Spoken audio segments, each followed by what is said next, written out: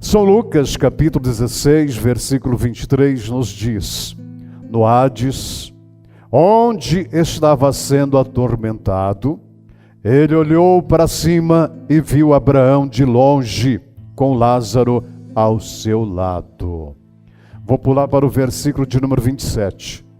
Ele respondeu: então eu te suplico, pai Abraão, manda Lázaro ir à casa de meu pai, pois tenho 5 irmãos, deixa que ele os avise, a fim de que eles não venham também para este lugar de tormento.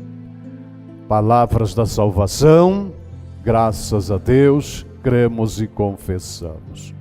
Filhos, esta parábola, isso é uma parábola que Jesus Cristo nos ensina, fala de um homem rico e fala de um homem pobre chamado Lázaro. O homem rico, ele era bastardo. Normalmente, existe rico hoje em dia que até se dedica ao serviço da obra de Deus. E com a sua riqueza, né, ajuda as obras de Deus. Com seu dinheiro, ajuda a obra de Deus. Mas a maioria das pessoas que são muito ricas, eles, por ser muito ricos, muito poderosos, eles jamais se rendem a Deus. Porque tem tudo. Faz assim com o dedo, aparece 3, 4, 5 funcionários para lamber a bota dele. Não é lamber a bota? Se ele falar, lambe a bota, os caras ganham bem, vai lá e lambe a bota, né? Filhos. Tá com dor de cabeça? Liga para o meu médico. Eu quero viajar. Chama meu piloto. Liga para ele, vou para Nova York. E daí vai. Quer dizer, a pessoa tem tudo. Ela não sente necessidade de servir a Deus. E aí? Ele está nem aí com Deus. O negócio dele é viver o mundão. Mas, nesse mesmo espaço, tinha outro chamado Lázaro, que era pobre, tadinho. Pobre, muito pobre. Né? Ele até mendigava até. Não significa que todo mendigo serve a Deus, não. A maioria dos mendigos nem serve a Deus, né? Está naquela situação porque não serve a Deus mesmo. Porque quando a gente serve a Deus, Deus não vai deixar você ser um mendigo. Deus vai te dar o sustento que você precisa. Pode ter certeza disso. Mas, para compor essa parábola, Jesus então coloca o rico e esse mendigo, esse pobre. Eis, queridos, que chegou o tempo de que o Lázaro, o mendigo, morreu. Chegou o tempo. Mas chegou também o tempo do rico, apesar de todas as condições financeiras que ele tinha. Poderia pagar os melhores hospitais, os melhores médicos, os melhores remédios, mas nada pôde segurar ele com vida. Nada. Morreu também. Aí o que aconteceu? Isso é uma parábola, mas serve para a gente entender. Aconteceu que aquele pobre, que às vezes tinha que mendigar para poder comer, ele tinha muita fé e devoção em Deus, procurava buscar a Deus da sua forma, o melhor que ele podia, e Deus teve misericórdia dele, e ele foi para o céu. Os antigos, né? Não os antigos dos nossos antepassados, mas os antigos dos dias de Jesus aqui na terra, chamava, né, o paraíso, o céu, de seios de Abraão, a ponto que Jesus cita isso. O rico, o pobre morreu, e ele foi para os seios de Abraão no paraíso. Abraão é o pai da fé daqueles que creem em Deus. Bem lindinhos. E não demorou muito tempo, morreu, chegou os dias e morreu o rico. Intragável aquele rico, cheio de querer, prepotente, Servir a Deus para ele não era uma opção, não. Ele não tinha vontade nenhuma de servir a Deus. Mas morreu também, como morre todo mundo. Aí o que acontece? O rico, como não servia a Deus, não tinha a fé devida. Poxa, só usufruiu da sua riqueza na terra, nada para Deus. Ele morreu e foi para onde? Quem vive assim vai para onde? Você jogou o homem no inferno, dona Ruth. Por quê? Porque condenou o coitado.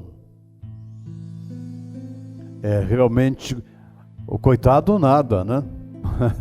Coitado é filho de rato pelado, não é assim que a gente falava quando era pequeno? Não sei porquê, mas a gente aprendeu dos outros, né? A dona Ruth completou aqui, que nasce na beira do mato ainda. Tem que ser rato, coitado, é um rato pelado que nasce na beira do mato? Uau, essa partezinha eu não conhecia ainda não. Bem, morreu e foi parar no inferno. Ele ainda diz lugar de tormento. Aqui ó, onde que ele foi parar? Lugar de tormento. Só que quando a gente morre, a nossa memória não fica no esquecimento. Não fica. Enganam-se aqueles que dizem, o homem morre, a memória dele apaga. Ele não vai ter mais nenhum sentimento. Não. Essa parábola fica claro, depois que o homem morre, não termina tudo. A vida segue em um outro nível, em um outro plano. Ou no céu ou no inferno. Ele diz aqui, olha, este lugar de tormento, o inferno é um lugar de tormento eterno. Por outro lado, aquele homem que teve poucas coisas assim para ser feliz na terra, mas se apegava em Deus, que era Lázaro, ele morreu e foi para os seios de Abraão. Lugar de paz, lugar de felicidade, de recompensa por servir a Deus. Estando em tormentos, o rico, ele olha para cima. Olha para cima, isso significa que o inferno deve ser para baixo. Ele olha para cima, para o paraíso, e diz, Pai Abraão,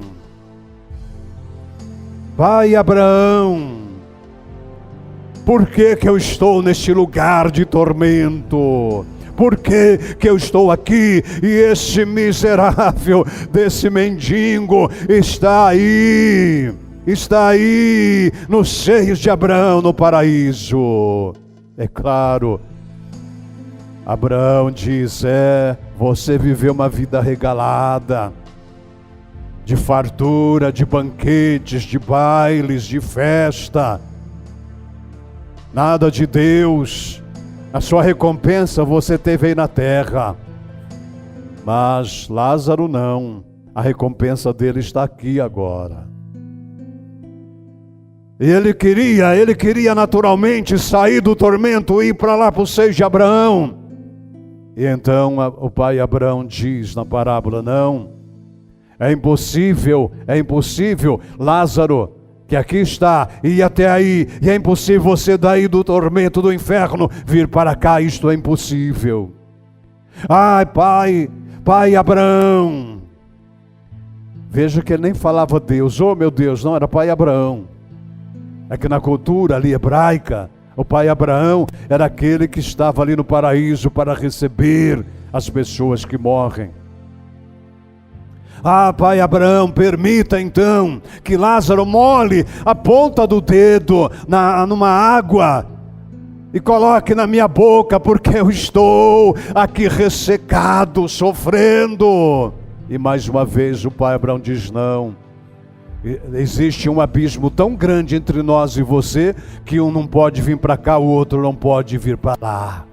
Isso significa, quem for para o inferno já era, não sai de lá nunca mais, nem volta aqui também para atormentar ninguém. E vendo que ele estava num tormento que não podia sair, eis que ele pediu: ó pai Abraão, permita então que Lázaro vai lá junto da minha família, pois eu tenho 5 irmãos. Diga para eles acreditar em Deus, diga para eles servirem a Deus, para que eles não venham para cá também, nesse lugar de tormento. Teoricamente nada mais justo. Teoricamente nada mais justo. Oh Deus, oh pai Abraão, permita que Lázaro então vai lá avisar os meus irmãos que eu estou no fogo, que eu estou queimando nesse lugar de tormento, e assim eles vão servir a Deus e não vão vir para cá. Sabe qual foi a resposta do pai Abraão? Uma resposta que a gente não esperava, mas a gente tem que aprender com a palavra de Deus, com Jesus, porque essa parábola é do Senhor Jesus. Ele diz, o pai Abraão diz: não, eles têm a palavra e os profetas. Eles têm a palavra e os profetas. Se eles não crerem na palavra e nos profetas, eles não vão crer nem que um morto ressuscite e vai lá falar com eles. Eles não vão crer. Que creiam na palavra, que creiam nos profetas. Filhinhos, essa história faz a gente refletir. Todos nós estamos aqui na terra caminhando, estamos todos caminhando, mas chega o final um dia da nossa caminhada aqui na terra. Tomara que não chegasse, né? Tomara que não chegasse, mas vai chegar, vai chegar, vai chegar o último café, o último almoço, a última ligação que você deu para alguém, a última pessoa que você conversou com ela. Quem será a última pessoa que você vai conversar com ela? A nossa mente, ela tenta recusar a gente pensar nisso, sabia? Não sei se é uma forma de defesa, mas a gente não quer. Vai acontecer com os outros, comigo não. Comigo não. Mas tem a última refeição que você fez, o último café que você tomou. Aí vai. O último remédio que você tomou. A última vez que você foi no cabeleireiro. A última vez que você passou maquiagem. E as pessoas vão dizer: mas ela gostava de estar bonita. Ou chegarão perto do seu caixão. Nossa, olha como que ela está bonita. Nossa, que feição bonita que ela está. Nem parece morta. Gente. Não é assim que as pessoas falam quando alguém está no caixão? As pessoas falam: nem parece. Olha como ela está bonita, nem parece. É triste isso, né, Lourdes? A gente está risada, mas alguém vai olhar para nós e vai dizer: nossa, nem parece. Então a pessoa tão boa. Falei com ela ontem. Poxa vida. Queria ter estado mais com ela. Não é assim que a gente fala? Quem já perdeu uma mãe, quem já perdeu uma pessoa muito querida. Ixi, mas eu estou tocando numa ferida terrível hoje. Não, gente, meu Deus do céu, Jesus, a gente não gosta, a nossa mente se recusa a pensar nisso. A nossa mente se recusa. Vai acontecer com outro, comigo não. É mais ou menos isso, tipo uma autodefesa. Mas vai acontecer com todo mundo, comigo, com você também. Sinto muito. Gostaria eu de dizer: Jesus, volta logo, porque assim a gente nem conhece a morte, a gente já passa direto para o céu. Mas pode ser, Mas eu não sei se vai acontecer isso, né? Se a gente vai para lá ou ele vem para cá antes. Bem, filhos, sabe o que eu estou dizendo isso? Sabe, a gente não pode esperar chegar no corredor da morte para a gente se converter a Deus, para a gente se voltar para Deus, para a gente começar a ter compromisso com Deus, porque depois que morreu, você viu, não adianta mais. Não vai deixar, Deus não permite que alguém que desceu ao inferno volte para consertar os erros que ele teve aqui. Não adianta mais. Nós temos que consertar os nossos erros agora, porque depois que morre não dá mais. Ou então quando alguém está no corredor da morte, e a gente tem visto tanto corredor da morte nesses tempos agora, né, gente? As pessoas que estão, né? A gente nunca viu a morte tão de perto, não é verdade? Não é verdade isso? A gente nunca viu a morte tão de perto. Aquelas pessoas que, né, criminalmente faltou oxigênio para elas. Gente, olha, só de assistir aquela reportagem só falta ar na gente também. Começa a faltar ar na gente de ver aquelas pessoas tentando respirar e o ar não vem. E questão de poucos tempos elas estão morrendo. Que terrível!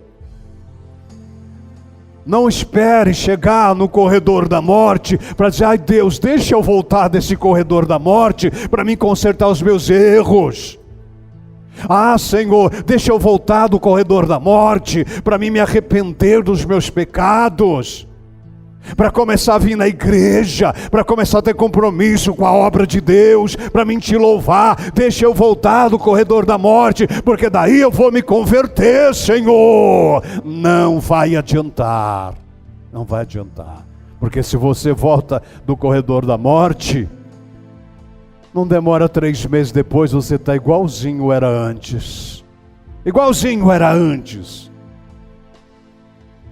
E Deus sabe que a gente é assim mesmo.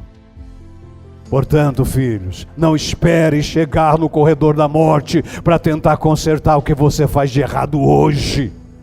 Deus, permita eu voltar para mim consertar meus erros. Não terá essa. Conserte agora os erros do presente. Conserte agora os erros do presente. Não queira voltar para consertar os erros do passado, que isso não é permitido por Deus. Você pode se arrepender dos erros passados, mas consertar não dá. Muitos vão chegar no corredor da morte e vai dizer: ai Deus, me dê mais uma chance de continuar vivo, porque daí eu vou para a igreja, daí eu vou ler mais a Bíblia, daí eu vou orar mais, daí eu vou te consagrar mais, daí eu vou te louvar mais, daí eu vou ser dizimista na igreja. Deus vai dizer: você teve a tua vida toda para isso? Não fez? Não vai ser agora que você vai fazer, só porque está vendo a morte chegar de pertinho. Conserte agora a sua vida com Deus. Bote a sua vida com Deus em ordem. Não importa se não chegou a hora do seu corredor da morte. Amém, aleluia, glória a Deus por isso. Não chegou, amém, vai demorar, amém, mas é tempo da gente consertar a nossa vida com Deus.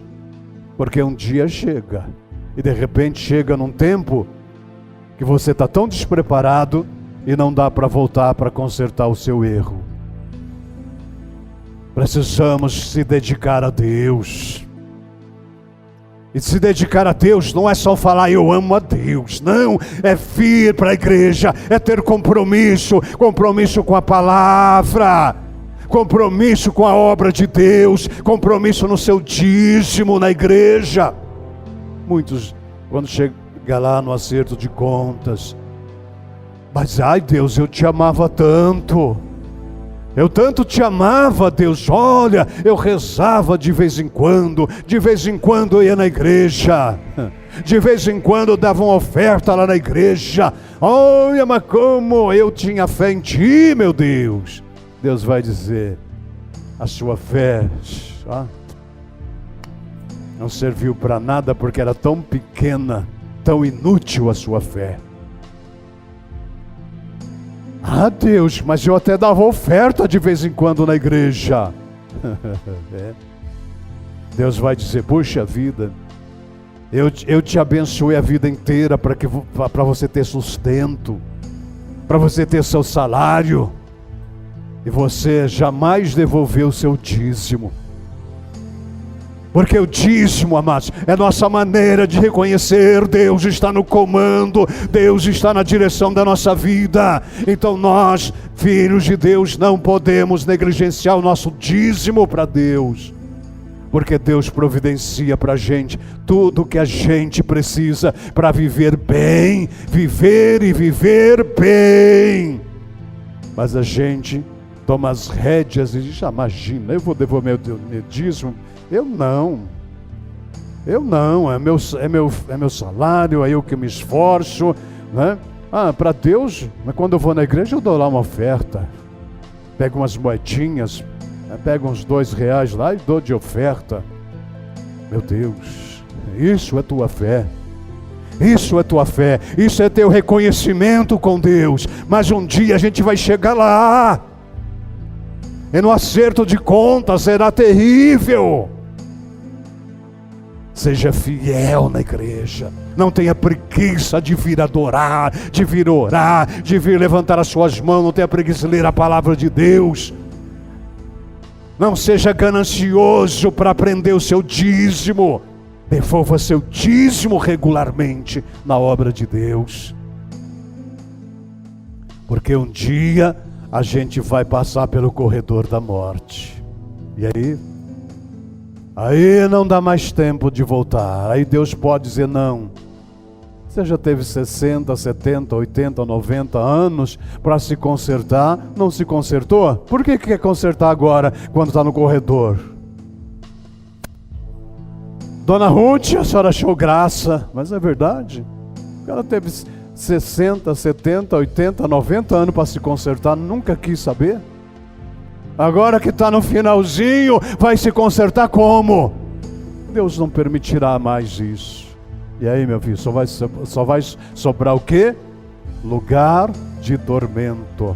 Lugar de tormento. Conserta a sua vida agora. Decida-se por Deus agora. Seja fiel agora. Você não vai entrar agora no seu túnel, não, fique tranquilo. Mas é agora o nosso tempo de louvar a Deus, de ser usado por Deus, de Deus agir na nossa vida, a gente agir em nome de Deus, ter vitória em nome de Deus, e sim, amados, ter saúde em nome de Deus, viver a presença de Deus e honrar a casa de Deus com a nossa oferta e com o nosso dízimo. Não esqueça do dízimo.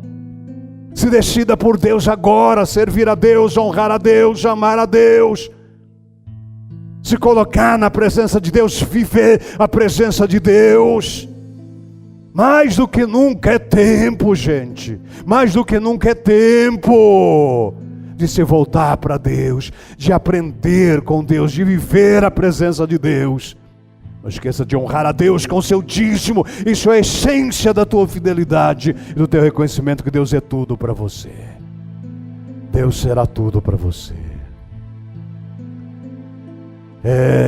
Ele se preocupava, lá no inferno se preocupava com cinco irmãos. Nós precisamos trazer Deus para a nossa família também, viu? Arrastar a sua família para a casa de Deus. Isso é fundamental. Quero fazer uma oração por você. Você pode reclinar sua cabecinha? Quero orar por você. Feche os seus olhinhos. Reflita sobre essa mensagem.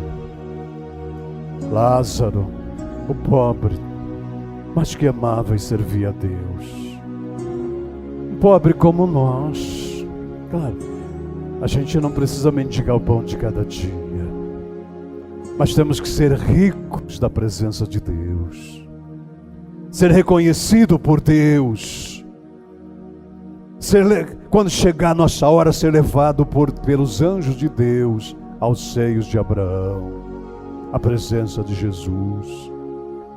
Por outro lado, aquele que não servia a Deus, só pensava nos bailes, só pensava na dança, na festa, nas orgias, no que o dinheiro tinha para comprar, ouro, prata, casas, riquezas, viagens. Não que tudo isso seja proibido, não. Você pode ter tudo isso, mas precisa aprender a viver para Deus, honrando a Deus. É preciso viver honrando a Deus. Se você tem dinheiro, com seu dinheiro honre a Deus. Se você não tem, com aquilo que você tem, honre a Deus. Sirva a Deus, ame a Deus, se coloque na presença de Deus. Entregue o seu caminho a Deus. Viva Deus na sua vida. Ó Deus, ó Pai, quão maravilhoso és Tu, Senhor, que nos instrui, que fala conosco, que nos mostra o caminho, a verdade, a vida. Precisamos trazer Deus para a nossa família, porque vemos nessa passagem,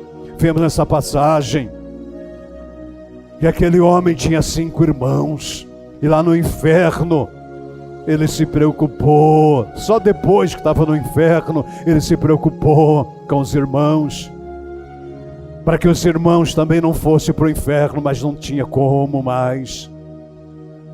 Não tinha mais como. O pai Abraão disse a ele: olha, lá eles têm a Bíblia, lá eles têm os profetas.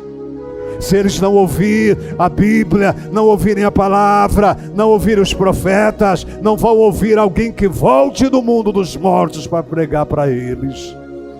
Ó Senhor, que nos preocupamos em trazer a nossa família para Deus, filhos, pais, amigos, parentes. Senhor, que a Tua palavra, a Tua verdade seja sobre nós, em nós. Fortalecei-nos, Senhor, na nossa união contigo, com a Tua palavra, com a Tua verdade, com a Tua igreja.